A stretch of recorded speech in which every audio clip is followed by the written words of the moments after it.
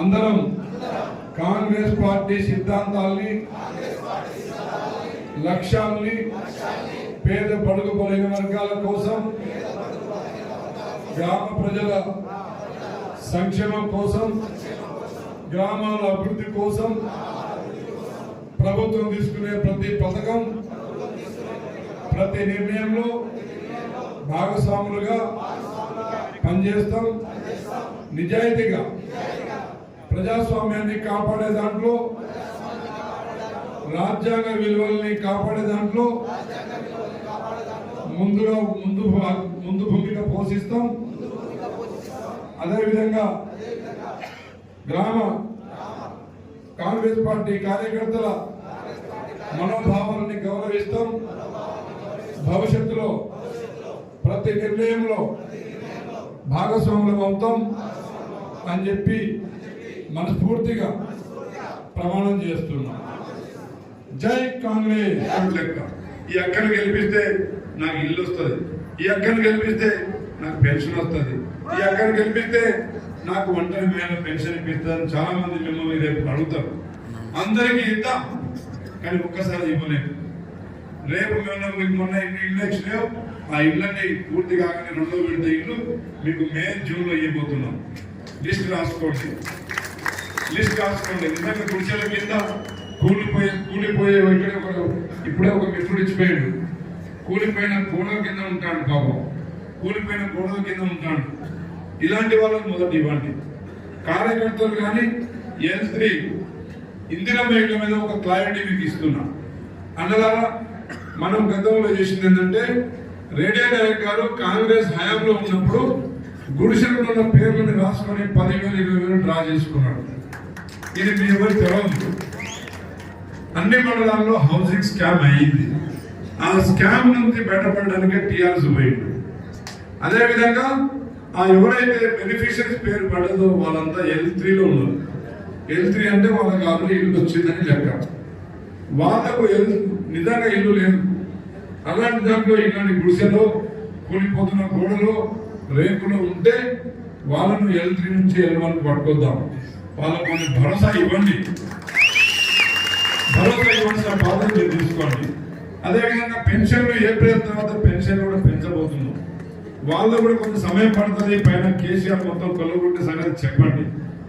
మీరు చెప్పగలిగితే సగం సమస్యలు వాళ్ళు ధైర్యంగా ముందుకు పోయే అవకాశం ఉంటుంది. కాబట్టి మిత్రులారా, దయచేసి కార్యకర్తలతో, మిమ్మల్ని నమ్ముకున్న ప్రజలతోని, మహిళలతోని, యువతతోని మీరు కలిసిమెలిసి పనిచేయాలని చెప్పి నేను వేడుకుంటున్నా. అదేవిధంగా అన్నలారా, ఎక్కడైతే యువతను మీరు నెగ్లెక్ట్ చేసిరో అక్కడ కొన్ని సీట్లు పోయినాయి. ఎక్కడైతే యువతను మీ వెనకాల ఎంట పెట్టుకోకుండా యువతను ఎవరైతే నిర్లక్ష్యం చేసిరో ఆ స్థానాలు కొన్ని పోయినాయి. దయచేసి ఇప్పటికైనా వార్డుకి 5 మంది యువకుల్ని సెలెక్ట్ చేసుకోండి. వార్డుకి 5 యువకుల్ని సెలెక్ట్ చేసుకోండి. నేను ఎన్నికల ముందు నేను ఒక మాట చెప్పిన, గ్రామ సమన్వయ కమిటీ వేసుకోండి. గ్రామ ఎన్నికల సమన్వయ కమిటీ వేసుకోమని చెప్పిన. ఎంతమంది వేసుకోరో వాళ్ళ ఫోన్ నెంబర్లు పంపించమని చెప్పిన. ఎవరైతే చేసిండ్రో వాళ్ళు ఈజీగా గెలిచిండ్రో, ఎవరైతే చేయలేదో ఇబ్బంది పడ్డారు. అదేవిధంగా వార్డుకి 10 మంది సభ్యులను వేసుకోమని చెప్పిన. అక్కడ ఉన్న అన్ని కులాల యువకులను రాజకీయాల వైపు తీసుకొద్దాం. వాళ్ళ రాజకీయం పూర్తిగా చేయాల్సిన అవసరం లేదు. వాళ్ళ చదువులు వాళ్ళు చదువుకొనివ్వండి, వాళ్ళ వ్యాపారాలు వాళ్ళు చేసుకొనివ్వండి.